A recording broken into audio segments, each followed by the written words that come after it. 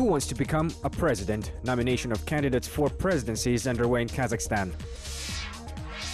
Budget savings until 2017. The parliament has adopted a revised budget based on the global economic situation. Kazakhstan and Europe deepen cooperation. The Minister of Foreign Affairs, Erlan Idrissov, holds negotiations with European politicians.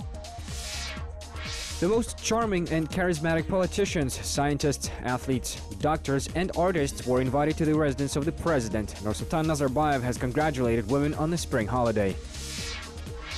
World Speed Skating Championship in Astana. Kazakhstan sprinters failed to win medals. Good evening. You are watching Kazakhstan Weekly. I am Rahim Ashakbayev.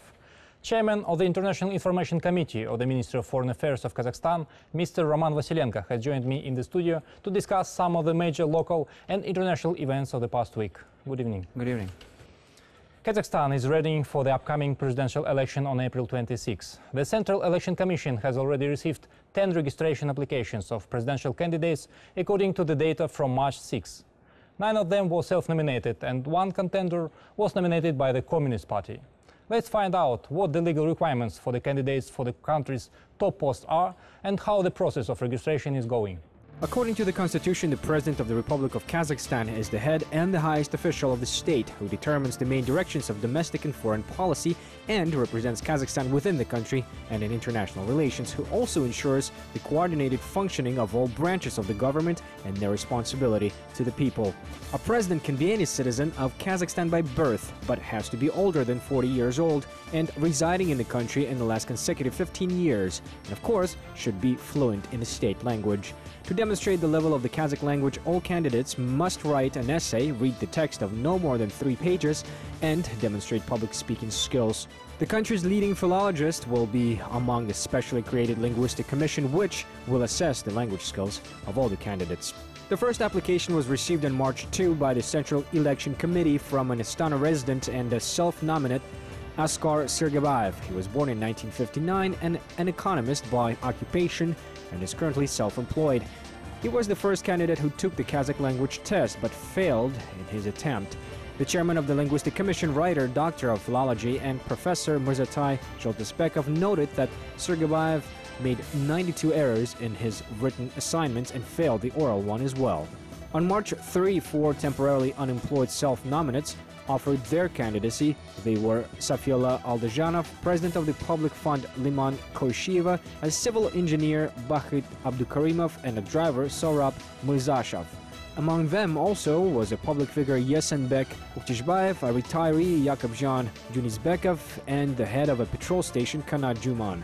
Kazakhstan's Communist National Political Party has nominated its 68-year-old candidate Turgun Sizdikov at their extraordinary congress. He was born in the Akmala region and started his career as a mechanic in Tselnograd, now Astana, and has an experience working for the government.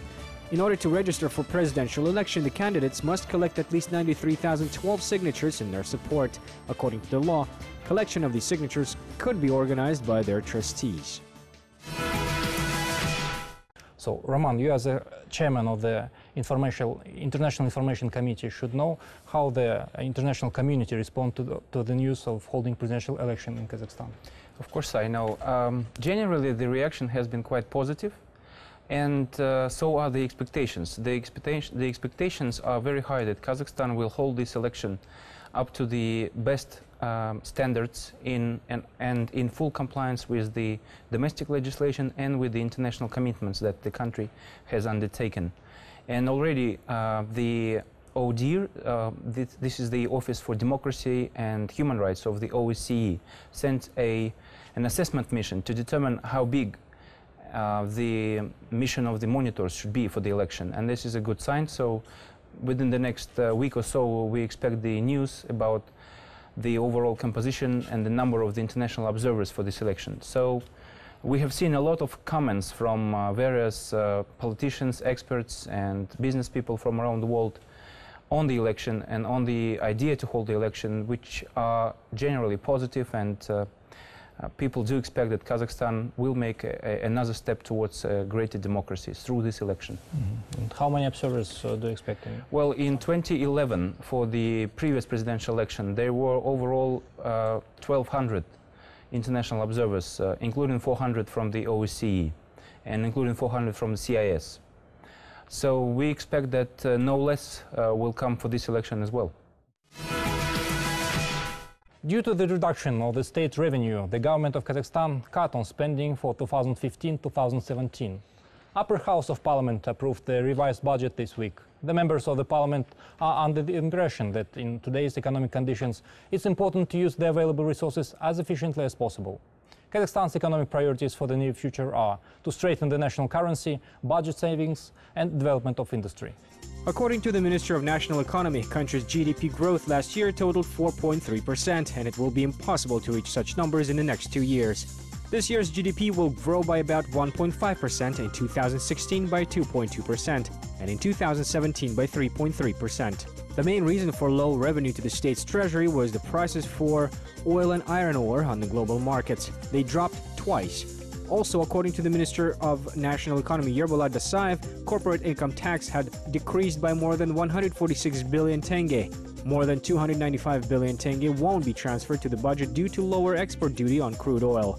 Spending cuts will affect public servants this year. They will have no wage increase. For example, the Presidential Affairs Administration will spend less than the planned 2,740 billion tenge in 2015. According to the Minister of Finance, administrative, travel, and entertainment expenses of officials will be reduced by 103 billion tenge. The government optimizes its administrative spending by almost $4 billion.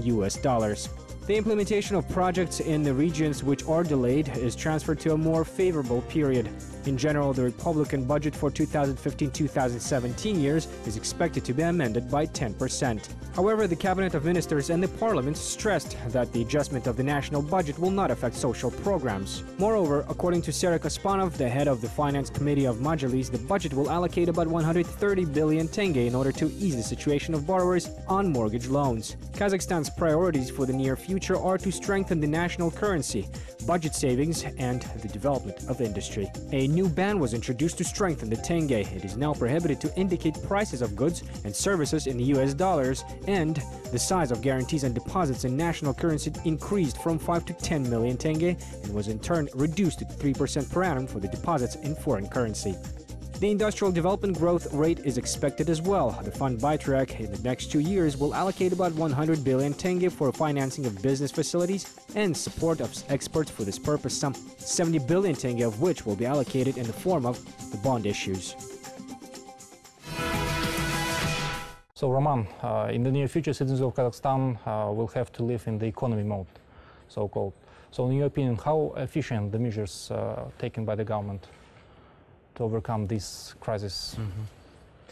Well, I think that the combination of the measures should be what the economy needs, and that is the savings in the budget will primarily relate to new projects which we were planning to commence this year, but now they were to be delayed until better times. At the same time, the government is planning to spend, according to the president's instruction, up to $10 billion over the next 3 years on the Joly new economic program, which will be a major boon to the economy and which will be akin to the New Deal policies proposed by President Roosevelt in 1930s for the United States. And I think that the investment in the infrastructure development that the government is going to make over the next 3 years will help offset the potential negative impact from the lower oil prices and from the mutual tit-for-tat sanctions on Russia and the West that have been affecting Kazakhstan's economy, as we are now members of the Eurasian Economic Union with Russia and Belarus and Armenia. But overall, I think that the expectations should be pretty high that the combination of actions such as budget cuts but also investment in infrastructure should in fact help prop up the economy and make sure that it stays in the black, so to speak, and not goes into red, stays above zero and ensures the positive economic growth. And in terms of the impact on the people, it is important to note that all the so-called social obligations, pensions, salaries, medical allowances will not be reduced. So the people should not feel affected by the budget cuts.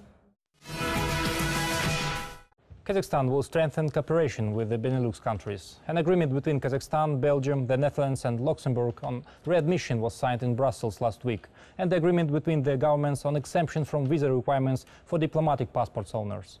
Later, the Kazakh delegation went to Geneva, where the Foreign Minister Erlan Idrissov delivered speeches at the Conference on Disarmament and the UN Council on Human Rights. Let's watch the next story for more details. Brussels hosted the 14th meeting of the Cooperation Council Kazakhstan-European Union in the beginning of the week, which was attended by the Kazakh delegation headed by the Minister of Foreign Affairs Erlan Idrissov. The meeting resulted in the signing of two important documents: the agreement between Kazakhstan and Belgium, the Netherlands and Luxembourg on readmission, and the agreement between the states on exemption from visa requirements for holders of diplomatic passports.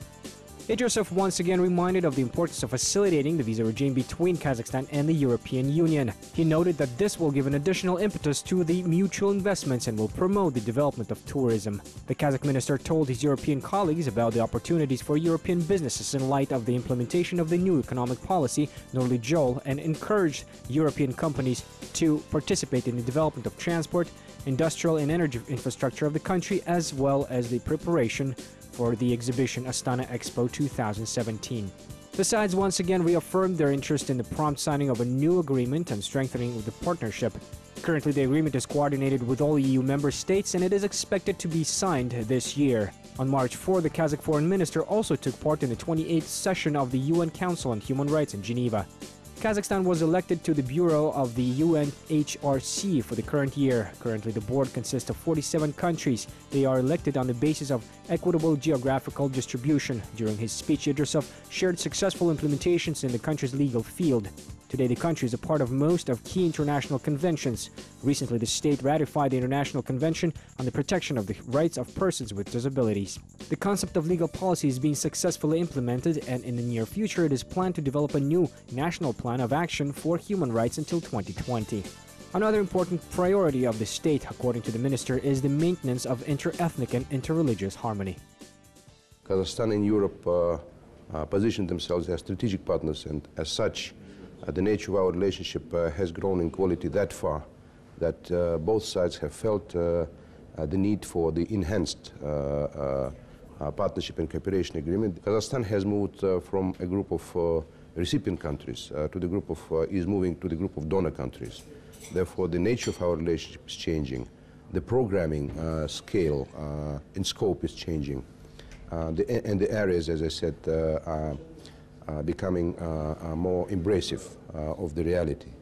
We have identified 29 areas of cooperation ranging from security, both global and regional, down to nation building, rule of law, environment, and things like that. We confirmed our common interest in proceeding with the signature and ratification of the new enhanced partnership and cooperation agreement between Kazakhstan and European Union as soon as possible. The agreement was initiated in January of this year, and we strongly believe that it reflects our relationships that have reached.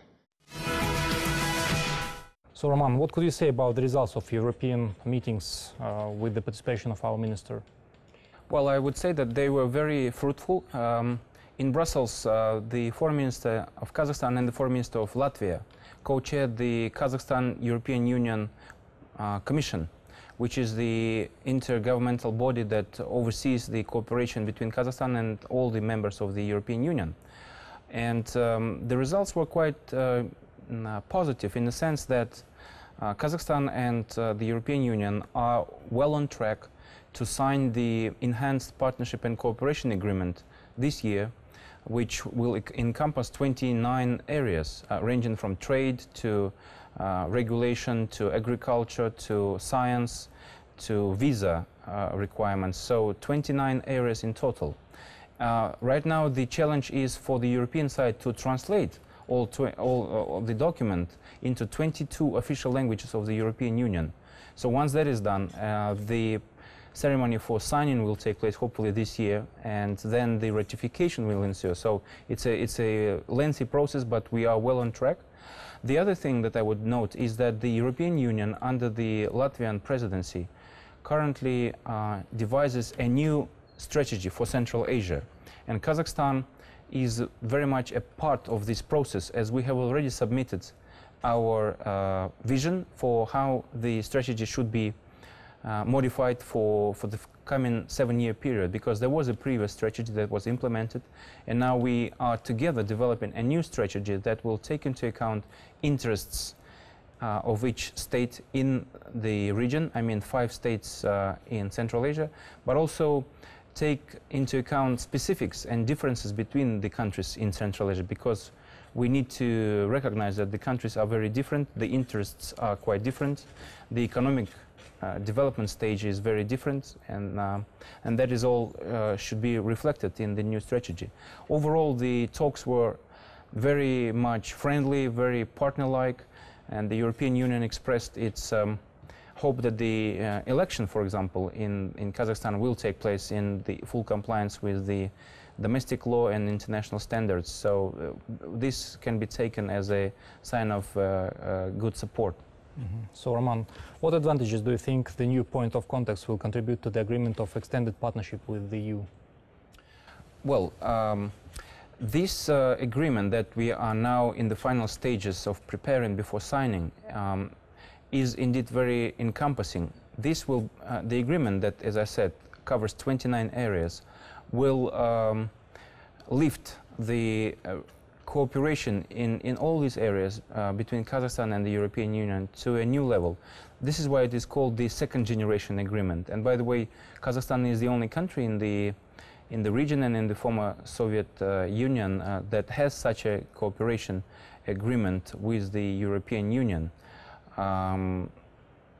This basically creates a very different environment which will benefit business people in Kazakhstan, students in Kazakhstan, who will be able to benefit even more from the opportunities for educational exchange, for example, or for business people who will be able to trade more freely with Europe. In fact, just as we completed the negotiations on the enhanced partnership and cooperation agreement with the European Union, we also completed the talks with the European Union on Kazakhstan's accession to the World Trade Organization. So, of course, there are other countries which we need to complete these agreements, but overall, the relations with the European Union are progressing, and there are no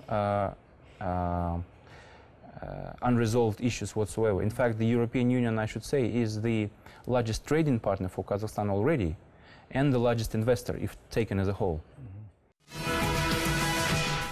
On the eve of the International Women's Day, the Kazakh president congratulated women with the holiday. A traditional meeting was held in Akarda. Women of different walks of life, politicians, scientists, singers and the athletes, mothers of large families attended the meeting and received personal congratulations from the president. As Nursultan Nazarbayev stressed, today there are 9 million women in Kazakhstan, and all the government policies, programs, everything is being implemented for the women. In addition, the country's moral order depends on the women. The president noted that nowadays one of the main government's priorities is to improve the women's welfare, since they play an important role in country's life. The major part of the population is women, totaling about 9 million. Most of the women are employed in the public service area. 40% of business employees and 70% of healthcare employees are women. The meeting was held in a warm atmosphere, accompanied with jokes and even advice on how to strengthen the relationships within the families. Women thanked the president for mother-caring policies and for morals that strengthen family values. Moreover, the representatives of every female community marked the importance of further implementation of government programs devoted to enabling welfare of Kazakh people and every Kazakh family. The tennis player Zarina Diaz marked the merits of the president in country's development. All her achievements, as she says, have been devoted to the president. She also promised to enter the list of top 10 tennis players in the world. In turn, member of the Majlis Gulzhana Karagusova has noted Nazarbayev's foresightedness and his ability to find a way out of difficult situations. The new economic policy Nurli Joly is a good example, in her opinion. The women also asked the president to run his campaign in the upcoming elections. Nazarbayev said he was not planning to take part in the early presidential election. However, the idea of holding early election was mainly supported by women, and now he gets thousands of letters from them with a request to run for it. At the end, Nursultan Nazarbayev finished the meeting by giving awards to mothers of large families.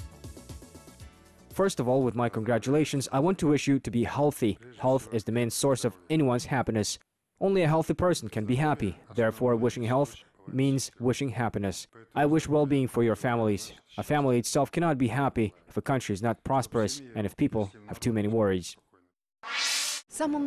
In the very beginning of our meeting, Nursultan Nazarbayev addressed all women because, in fact, they represent more than a half of the population of Kazakhstan. He sought advice about the upcoming election. Definitely, yes, there is no other option. A strong state of the Republic of Kazakhstan should have a strong leader, a world-class leader.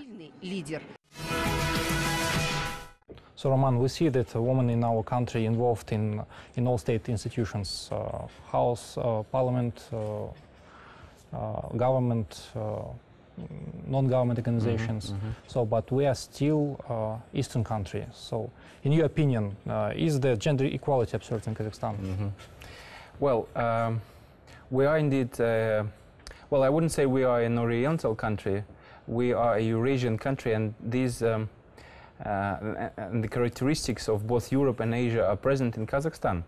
And what I would stress is that in 2013, Kazakhstan was ranked 32nd out of more than 130 countries in the World Economic Forum's Gender Equality Report.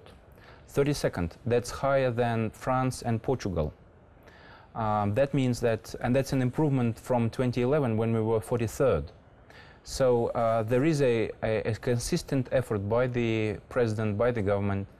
There are specific gender equality strategies that the government is implementing to empower women in our society.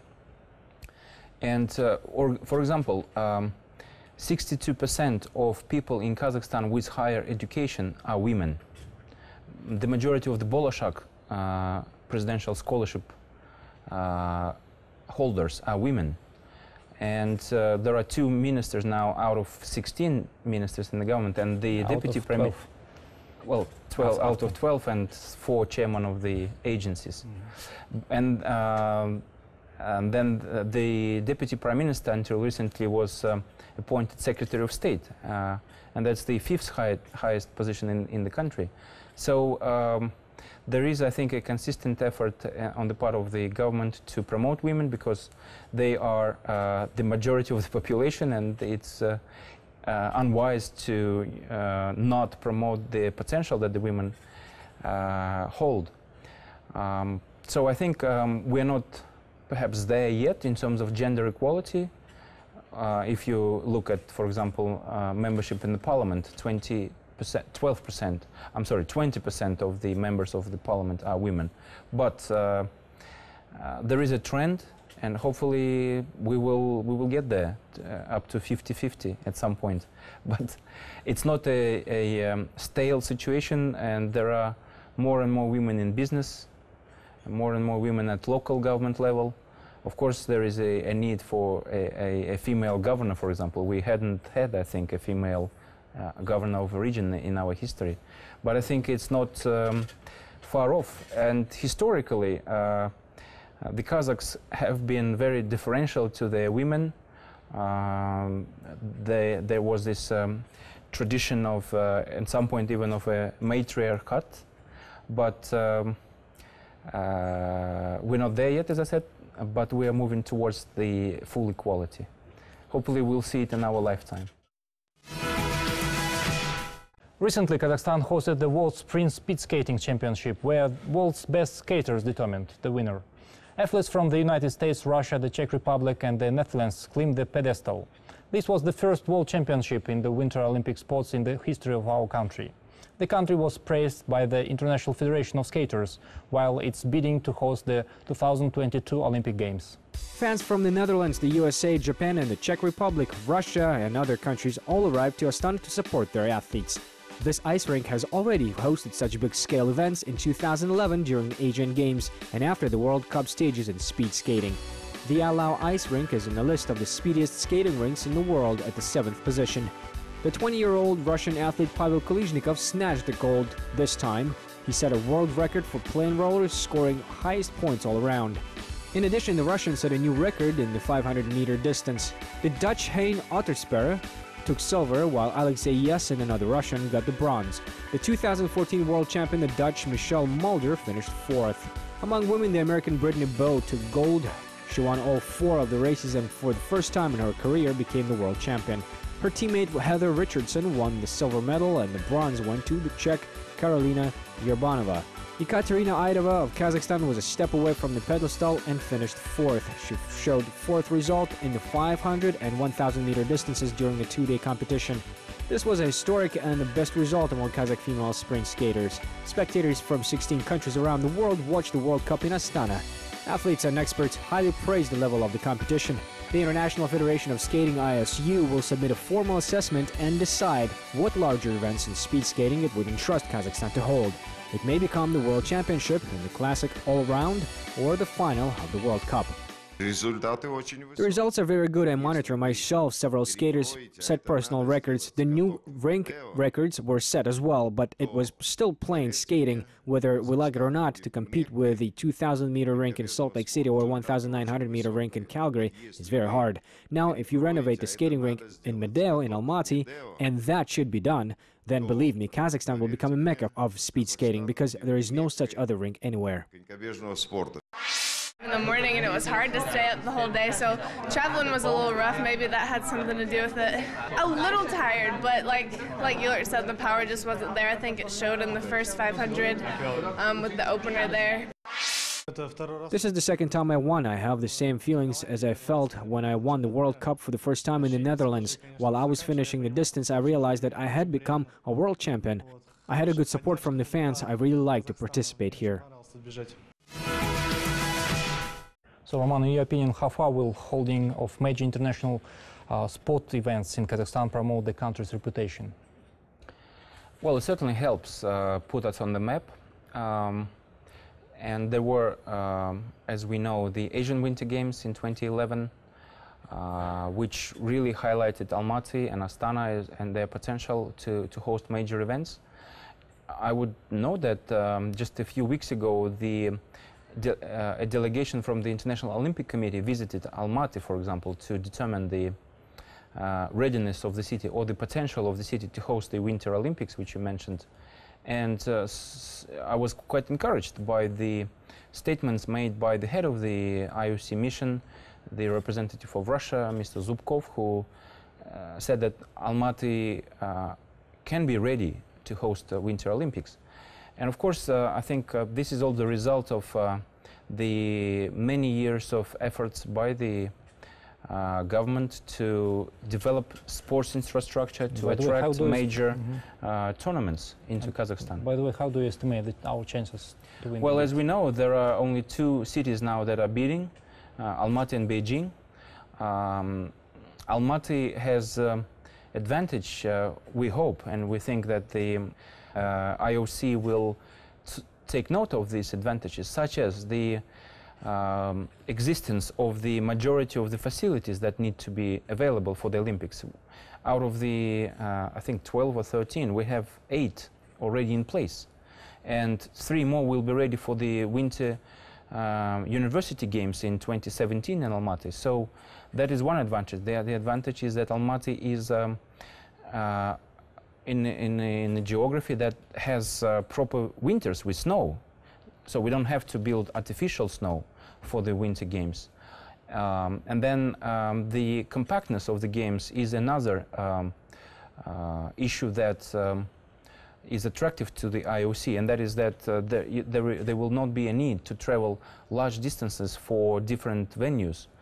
And I think the other issue is that the legacy of the games will stay and will benefit the population of the city, which is another criterion that the IOC uses, in the sense that there are people who want to develop winter sports, who want to send their kids to do skiing or mountain skiing or ski jumping, and they will all benefit from the facilities once the games are over. So we do hope that the chances are pretty high. We'll wait for the results of the evaluation, and then of the IOC, which will be made, the decision by IOC which will be made in Malaysia in July 2015. So it's only a few months to find out. I should mention also that this will be one of the more reasonably priced games as per our bid, and that is that there will not have to be major expenditures on the new construction and on the on other collateral items. Thank you very much, Roman. Thank you. Thank you for your interesting comments. Looking forward to see you in our studio again. Thank you so much for having me. Finally, here is a brief review of the events of the coming week. On Wednesday, March 11, Astana will host the 16th Congress of Nursultan Party, and on March 15, nomination of candidates for upcoming presidential elections will be due. We will discuss this and other important events in our next program. We once again congratulate all the women with International Women's Day. We wish you happiness, success and prosperity. Thank you for watching. Best of luck and goodbye.